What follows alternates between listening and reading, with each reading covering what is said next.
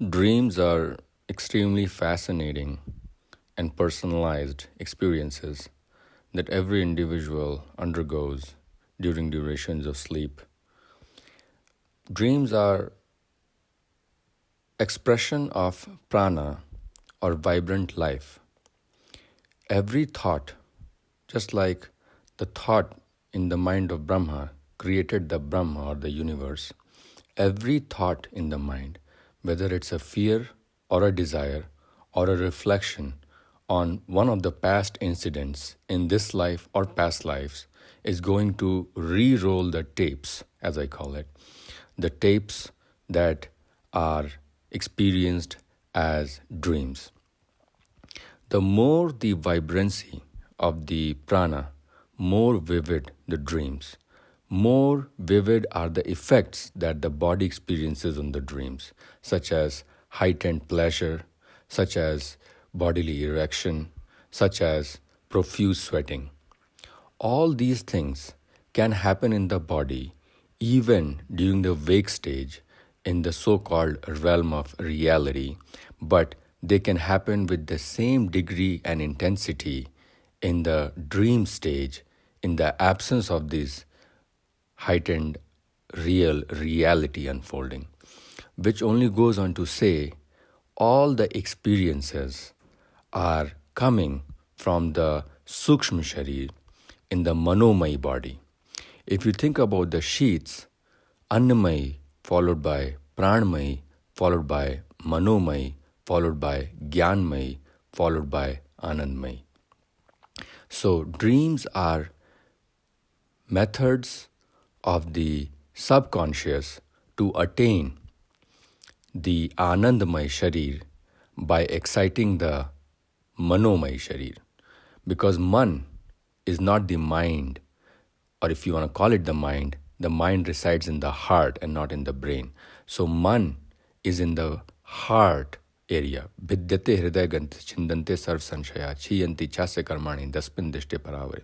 When all the hriday granthi knots are untied, then you are able to experience the true happiness and the bliss.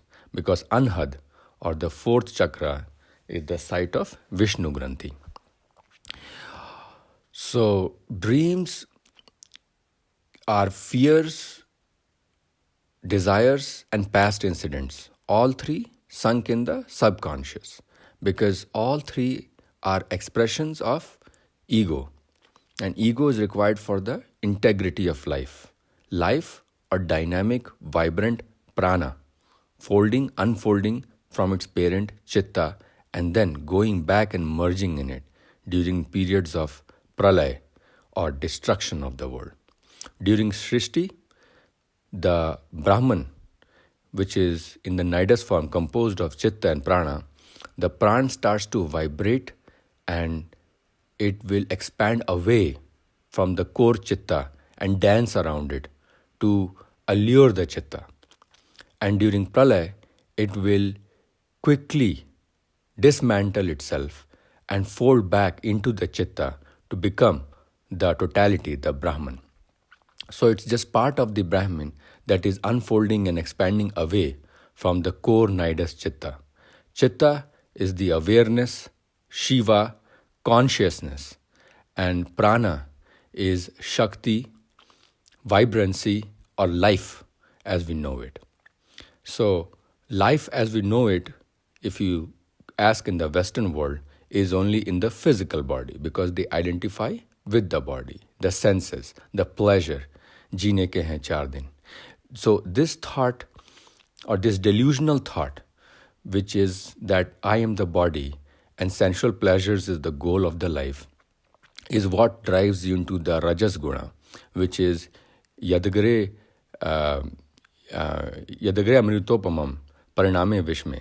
So initially it feels like nectar, but in the end it feels like poison, the poison of misery and suffering. That's the hallmark of Rajas. And dreams are manifestation of Rajas, manifestation of prana. So when dreams unfold, we have to understand that the subconscious is trying to recycle past fears, desires, and incidents which is a defense mechanism to play it out. And we have to accept those dreams, observe, learn, rationalize, and move on.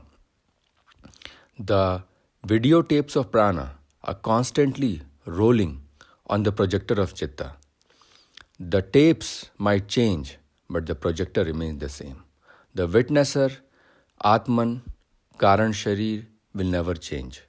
So we have to understand our identity, if there is one, as of Atman, pure consciousness, awareness, which is observing, never reacting, only observing and sometimes enjoying within the limits. To understand the enjoyment should come from deep inside. It should not be propelled by external pranic vibrations through sensual enjoyment. Because if the object changes, misery sets in Rajas. Whereas if sattvic internal bliss is found within yourself in deep dhyana, in peace, vihai kamani sarman pumans charite nispriha, nirmama nirahankar samduk sukshami. If you become nispriha, free of external desires, then your dreams will slowly disappear. That is why persons who are in the path of enlightenment, who are doing more of yoga, mostly dhyan yoga, because contemplation liquidates vasanas. The more of dhyan yoga will get you into less of sleep and less of pranic exercises of the subconscious as dreams. The dreams will become shorter, less vivid, and might totally disappear. Because at that point, there are no subconscious incidents, fears, or desires. You have conquered them all, and your dreams have slowly disappeared. So, if your dreams are slowly disappearing, that is one sign that you are advancing in the path of liberation. Jai Shri Ram.